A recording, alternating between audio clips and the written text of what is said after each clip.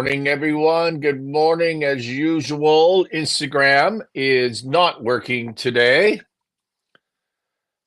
Very frustrating. Well, we're going to proceed without Instagram. Sorry about that. Let me just send a note to my team quickly. All right. Let's get moving here. The truth of the matter is that I sitting here at my desk waiting for the 8:30 Mountain Time to start this show, trying to find number 2 on my Advent calendar to open up my Advent chocolate for the day. And it took me a long time, those little, where's the door for number 2? I don't know. And then the time expired and the Instagram stream quit. It was just horrible. And we still don't have Instagram, so that's not going to work today. December 2nd, 2024. How are you, everybody? Episode 307 of Mornings with Scott. Welcome, the best damn business show for medium and small businesses on the planet. And now newly pardoned, just like Hunter Biden. Yes, that's right. We are pardoned. This business show, Mornings with Scott, just like Hunter Biden. Have you ever seen a more boring story than this? Like all weekend, everybody's up in arms on social media and X and all over the news and on on Fox, on CNN. It's like, oh, this is horrible. This is horrible that Joe Biden lied about this and pardoned his son. Oh, this is fine. He should pardon. Like, come on, as if he wasn't going to pardon. Everybody knew this. 100% of people knew that he would pardon his son and indirectly pardon himself. Why would he not do that? If you're president, you pardon your family if they need it. That's what you do. And don't tell me you lie. Like, Biden has so many lies and so much more important lies. Everybody knew he would pardon Hunter. Like, he ran his entire campaign on the Fine People hoax. That was his campaign right from day one. He said, hey, I'm running because Trump did the Fine People thing, which was all a hoax, was all just a massive lie, the big lie. And here we are complaining about Hunter Biden. Give me a break. If you're president, that's what you've earned. You have this right to pardon anybody you want, whatever. Let's move on. Can you believe it's December? Can you believe it's December? I can't. December 2nd already. Time to start working on those 2024 goals. You're running out of time, folks. You're running out of time now. There's not much news today. I hope everybody had a great American Thanksgiving. We were off Thursday, Friday, Saturday. Maybe we even took Thursday, Friday, Saturday, Sunday. Maybe we even took Wednesday off. I don't feel like we've done a show for a week, and there is not much news in the business world as a result of the holiday. But that doesn't mean we weren't busy at Sinclair Range. I did 4 engagement letters. This is where we do a proposal to a prospective new client. Did 4 engagement letters last Friday and over the weekend. Some people came in to buy the course on the weekend. If you didn't know, you can find it in the notes of this show. Sound is great on Facebook. Thank you, Ashley. You can, and Instagram's still not working. Oh, that drives me nuts. I can barely concentrate on doing a show when the Instagram doesn't work. And some people came in to buy the course, and so you can look at that. Follow the link in the notes to whatever platform you are listening to this amazing show. So, and also did some coaching. Did some coaching on the weekend as well. So it's been busy here at Sinclair Range. Engagement letters relate to financings. We can help you with your corporate financings, restructuring, turnaround executive work, fractional accounting stuff. And that reminds me, did you know that Sinclair Range offers virtual and fractional bookkeeping, controllership, CFO services? It's cost effective.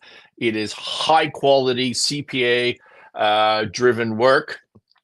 And it's at a really a fraction of the price.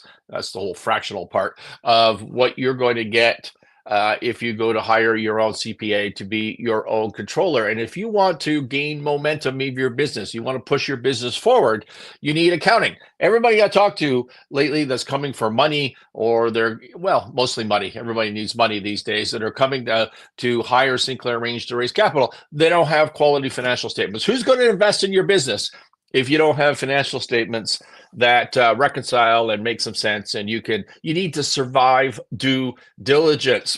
Over the weekend also, I worked on the business course that I referred to earlier, the Pathway to Profit Academy Module 3. Module 3 is late. If you've already bought the course, it's coming though. It's coming. Some of you know I had some family issues, and that had me sidetracked and mentally not on board. But I worked on it all weekend. I think Module 3 is in pretty good shape. It will be called something along the lines of, I don't finalize the title until we're actually done, but it's called Create Infinite Energy. Create infinite energy. Manufacture momentum to attract resources, build teams, and compound success. Manufacture momentum. You know that my podcast is called the Winning Momentum Podcast? Well, that's for a reason. Momentum, to me, most important thing in business. And if you have winning momentum, you attract resources. You attract human resources. You attract financial resources. Do you want to work for a company that's got a buzz and is going in the right direction? Or do you want to work for a company that's losing and everybody knows it? Which one do you want to invest in? If you can create winning momentum and get your message out to the community at large, you will be attracting. And part of this course is how to raise money. It's how to earn more profit in your business and to raise money for your business. Best way to raise money is to have that money come to you. Create a situation where they want to buy into your business rather than going out trying to sell your business. If you're listening to this on record, the Instagram's not working, folks. Sorry about that, but that's Instagram for you. Found a great quote while preparing this Module 3 of the business course for you from Sam Altman. Do you know who Sam Altman is? CEO of OpenAI, ChatGPT, that I use multiple times a day to help research things. Does anybody ever Google anymore? Do you ever Google? Google is so old school, right? Like I just chat GPT or Perplexity, just everything now. Well, Sam Altman at 39 years old, he's worth about $2 billion from a couple of ventures, but largely from OpenAI, I believe. And he had a widespread post across social media. I saw it on TikTok. And I'm going to share it with you. And this comes right from the preparation of this Module 3, the business course. And Sam says, quote, "I thought for a long time you get burned out from working too hard. Burnout actually comes from failing." Exactly. Momentum is really energizing. Lack of a momentum is super draining. I find I have infinite energy to work on things that I find interesting or that are working. And I find I have almost none to work on things that are not interesting or not working. That's the quote from Sam Altman. Altman, listen, every business goes through its ups and through its downs. And on the down, you need to regain momentum. You need to create winning momentum. You can manufacture it, and you can attract resources, human and financial. That's what this course is about. And Sam Altman is absolutely true.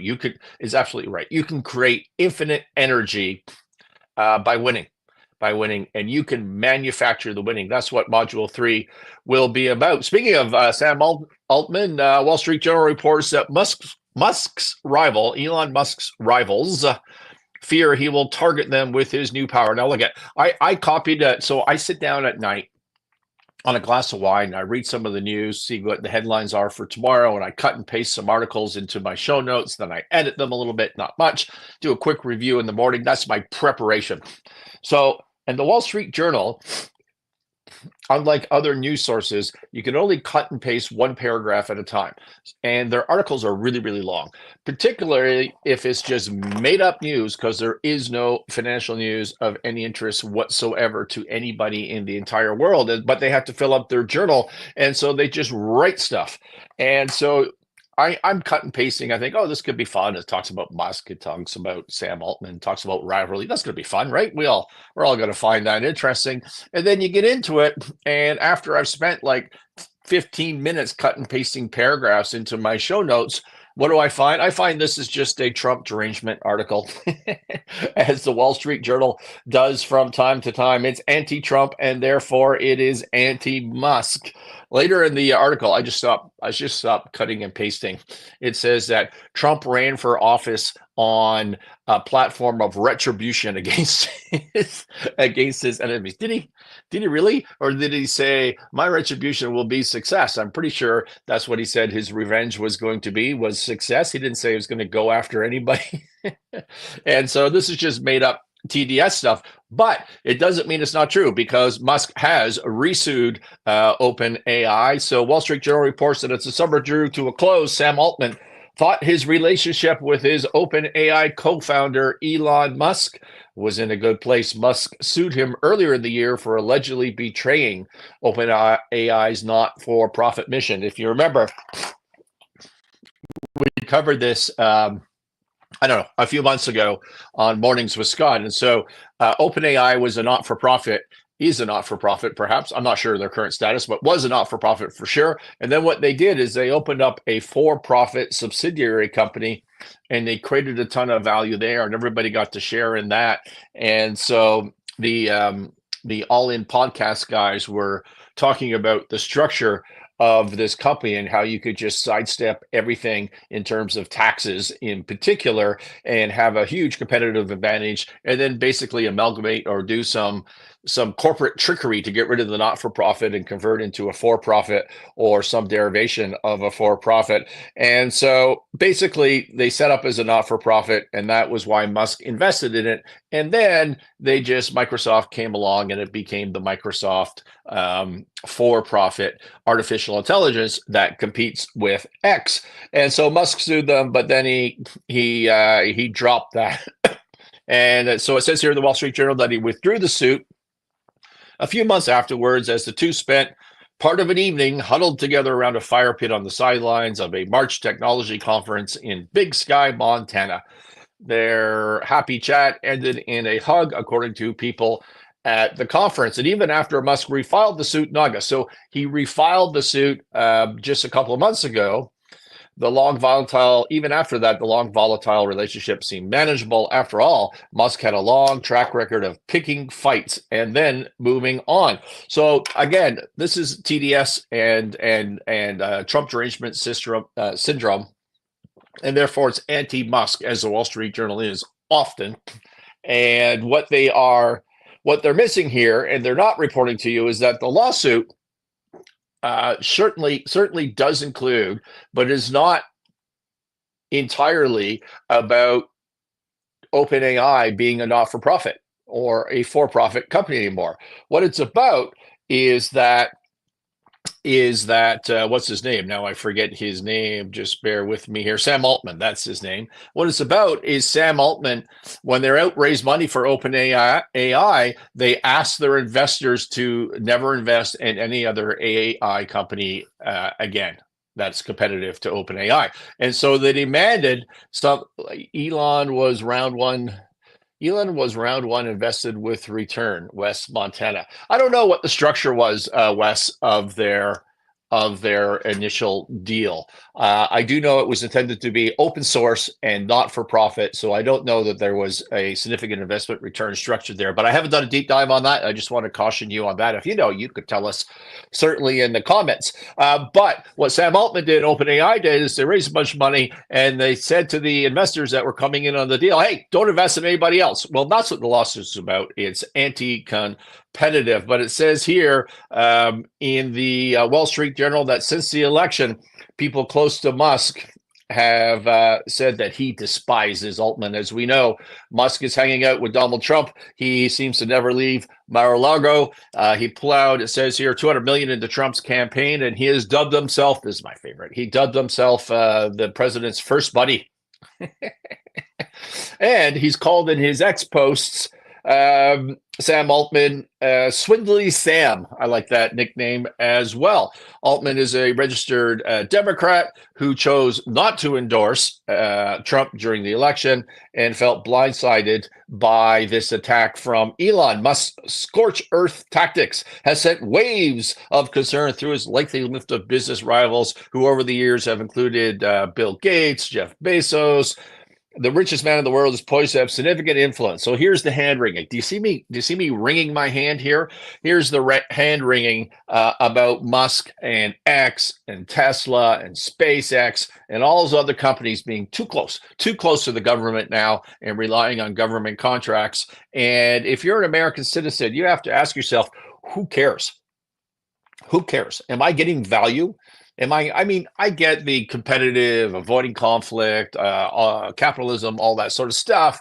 But if you're an American citizen and you need a voter and you need America first, and here's somebody who's going to head up this Doge committee and create some efficiencies, who cares? Who cares? If SpaceX is better than NASA, is better than Bombardier, don't forget it's SpaceX that's going to go rescue these space guys, the astronauts that are stuck on the International Space Station. And this is just hand wringing by the Wall Street Journal. That drives me nuts. Musk's influence with Trump extends far beyond the Department of Government Efficiency, or Doge, the newly created advisory body that will be co-led by Vivek Ramaswamy, with the goal of slashing federal headcount and regulations. He's rarely left Trump's side since the election, sleeping at Mar-a-Lago. We already talked about that. He's joined Trump's call with everyone from Ukraine President Zelensky to Alphabet CEO Sundar Pichai. Did I pronounce that name properly? And publicly pushed for Trump cabinet picks for agencies that will impact his companies, like Brendan Carr. All right, this just goes on and on. What, anything else we need to talk about here? I don't think we do. Here's the point. The Wall Street Journal has, I think we need a new term. We just need a new term.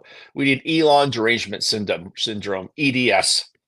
It's not just TDS anymore. We also need EDS. Is it possible? Is it possible that Elon's been hanging out with Trump, playing 4D chess to go after his enemies, to drop regulations related to his businesses, to have regulations or anti-competitive suits against his competitors? Maybe, or maybe that's just a side benefit of the Elon Musk big mission, in this case being free speech. Maybe that's and government efficiency. Maybe that's just a side benefit of that. I have on my whiteboard here, which you can't see because it's something that I'm looking at. I have on my whiteboard here, I've been scoping out a structure of Elon Musk persuasion and business techniques that starts with the big why, and underneath it is the big dream. When I finalize my thinking of that, I'm going to share it with you. I think it's a great formula. I explained it to someone last week who's looking to raise capital in a very large project, and it really, really resonated, and I think it's going to help them gain traction, and it's a good lesson. It's a good lesson for all of us. So we'll be going over that in future episodes. Elon Musk may be going after his enemies. It may be the Godfather 1. Is it Godfather 1, I think, where he says, today's the day. Michael Corleone says, today's the day we go after all of our enemies. I'm in that mood too.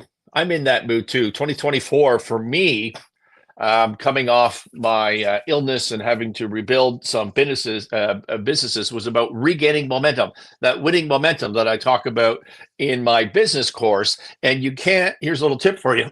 You can't build winning momentum if you focus on negativity. You can't do both.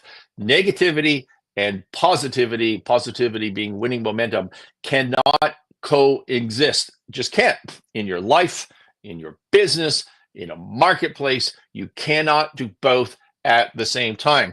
The only way to regain momentum, to live your life positively, to have success, is to limit negativity. If you spend your day fighting negativity, you never make progress. And so there's strategies for that in the course. And I have spent most of 2024 doing that. And we have momentum.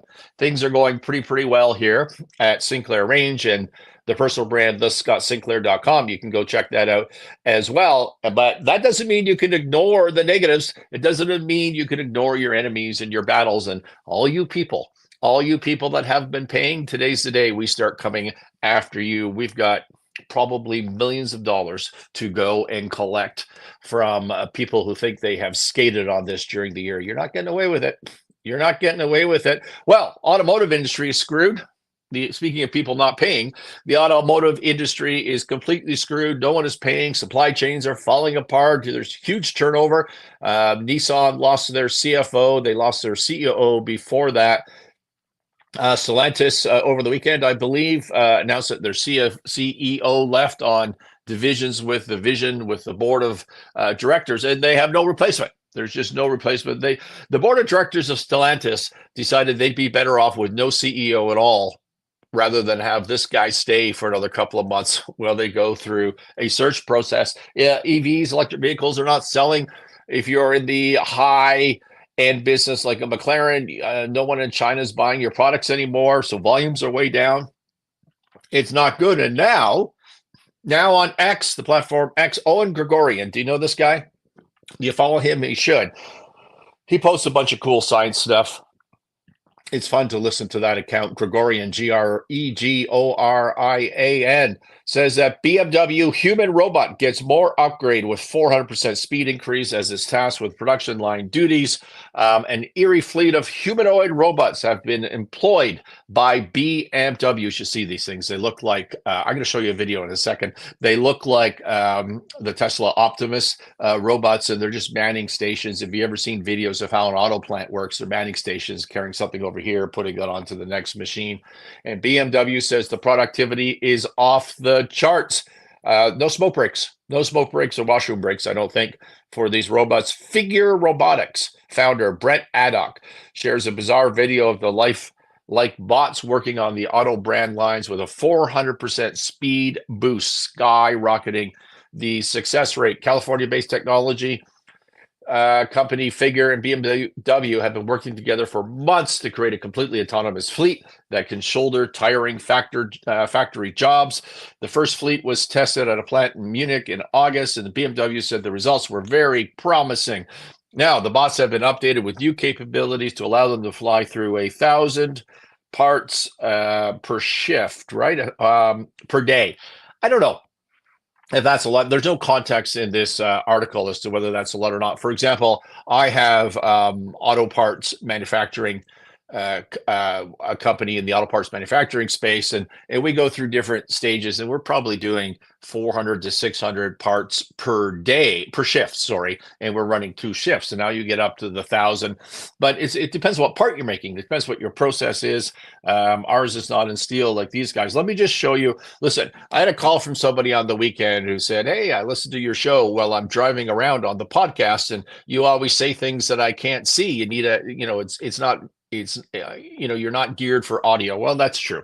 But there's not much I can do about that. So you're just going to have to pay attention to the traffic while I show these robots going here, because they're kind of cool. Let me turn the volume down. Look at those things. So if you can't see, if you're not on visual, first of all, you should be, because then you would see my lovely face. But also, these robots look just like the Tesla robots you've seen, and they're off moving parts around and doing all the work that a laborer would normally be doing. The auto industry and auto jobs are screwed. Sorry, let me try to turn this off. There we go. Are completely screwed. So I thought that was pretty interesting. We're committed to delivering millions of useful robots to the company and homes worldwide. When are you getting your robot? Are you getting your robot soon? I'm getting my robot soon. I'm going to wait for another generation or two, perhaps, but I'm definitely getting a home robot to, if nothing else, to open my advent calendar for me on December 2. How is this going to change manufacturing? I had a meeting, I think 2 years ago now, with guys I really liked. And if I knew their company, I would find. I have to look them up again. But they're in Silicon Valley, and they started a business automating factories, doing exactly this, and working through artificial intelligence, because that's how these robots work, to automate these factories and to hugely increase efficiencies, the end of which means that there's no automotive jobs, laborer jobs on the floor. And I wonder how they are doing. They were involved with Tesla in the early days, and they weren't building cars. They were building the factories that make the cars, which Elon Musk will tell you is the hard part about this. And it's really cool stuff. I looked at it for our business. I looked at a joint venture with them, but life took over. We just got too busy. We didn't get that deal done. But maybe we'll do a deep dive on them for future episodes and see what's going on there. I don't know how. If I walk into a manufacturing business and it's got presses from the 1950s and a bunch of labor and everyth's really dirty, how do you compete? How do you compete with these robots? I don't think you do. I think this changes the turnaround game. I think it changes the manufacturing game. And if you're in that business, folks, we need to wake up. We need to wake up. From the Globe and Mail, speaking of things going down, things going down in the automotive industry, Lion Electric temporarily lays off 400 workers, gets extension from creditors, electric bus manufacturer. Remember Kamala Harris with the, oh, I love electric bus. Everybody loves a yellow school bus. Lion Electric, LEV is the symbol on -T. That'd be the Toronto Stock Exchange. Temporarily, I haven't looked up their stock, but it's laying off another 400 employees after it has laid off many before, shutting down its production at its Illinois plant after getting a 2-week reprieve from its lenders. This company is from Saint Jerome, Quebec, not too far from where my automotive plant is, I suspect, and said in a statement Sunday that it secured an extension on its December 16th for a loan and credit agreement with a syndicate of letters. So I haven't done a deep dive on this. Maybe we will, to try and learn something about restructuring and follow along the automotive industry. But what that basically means is that the banks for this company want their money back. The company couldn't pay it back. They asked for an extension. The deadline came and went, and now they've got another extension deadline to December 16th to try to figure this out. The company says its remaining 300 employees will focus on bus manufacturing, sales, and delivery. Lion Electric has also carried out 3 other rounds of layoff in 2024, just going downhill, according to results published November 6th. Oh, sorry. So the Lion has already three other rounds of layoffs in 24, involving nearly 520 jobs, as a Quebec's electric vehicle industry faces headwinds. Yeah, no shit. The company posted a net loss of $33.9 million in 2024. I can't read the Globe and Mail today. And the business is looking at seeking creditor protection. Potentially, this would be a way to go to court, restructure, fight off the banks that are coming after them. So all of this to say that the automotive sector is crashing. Everything to do with EV is crashing. Robots are coming. They're going to take over the jobs. What are we going to do about this? This will be a theme of ours going forward for December, I think, on Mornings with Scott. Do I have any comments to look at as I'm running out of time here? No, I think I've addressed all of the comments. Remember, check out the business course. There's a link in the notes. It focuses on how you can make more money from your business, how to raise capital, how to manufacture momentum will be the third module that is coming out. If you need accounting services, I don't normally do this pitch, by the way, for Sinclair Range. Deflation via robots. Let me put my guy, says Wes on X, deflation via robots. Let me think about that for a second. Will there be, I don't know that there's going to be deflation. There's certainly going to be economic unrest and turmoil. I don't think there's any doubt about that as we go through a transition. Have you ever seen the Tesla robots? They don't look like humanoids walking around moving apart to part. I saw a video clip of Musk. I don't know, feels like a year ago, but he said robots don't need to look like a human. They could just be a square machine reaching out, grabbing something, putting it over here. And so it's a whole new world.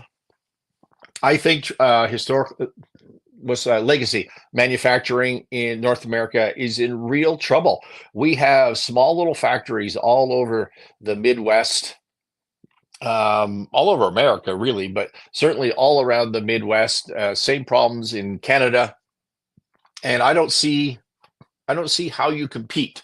We need to find a solution for that, which is why I want to re-engage with the Silicon Valley people and that I told you about earlier. And we're going to check on whether we can come up with a solution, and I'll be sharing that with you. That's of great interest to me. Have I covered everything? Yeah, I think I have. I'm out of time. Thank you, everybody, for joining. Hopefully, there's some news. Hopefully, there's some business news today, and we can talk about that tomorrow, and it won't all be boring, made-up stories about Elon derangement syndrome and pardon that we all knew was going to happen. All right. Well, one more comment. That's what the farmers said. Now the job's going to. Well, Wes, lots of farmers make lots of money. If you come from where I come from, certainly it's been unrest, but you can still do very well farming, or you used to be able to. Anyways, see you later, everybody. We'll see you tomorrow, 8:30 Mountain. Take care.